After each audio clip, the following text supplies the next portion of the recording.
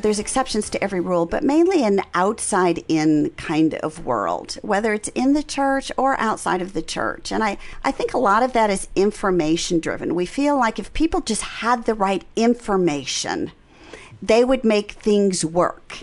And there's a couple flaws in that. One is that information just told to us is not memorable. We're going to forget 50% of what we hear within an hour.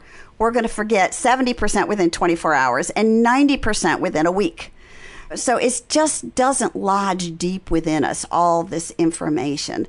Plus, we know that in terms of doing something with it, if information alone were the answer, think about premarital sex, drug abuse, drinking and driving. I can tell you, any teenager I know could pass a written exam and say all the right answers about those things. They have all the information they need. But it's not different. It hasn't changed anything for them.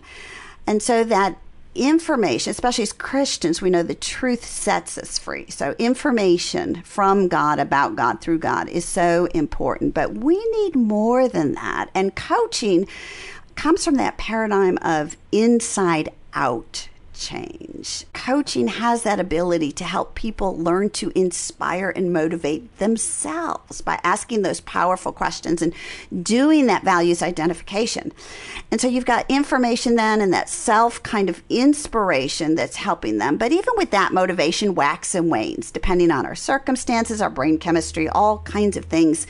So coaching to me actually brings people through implementation.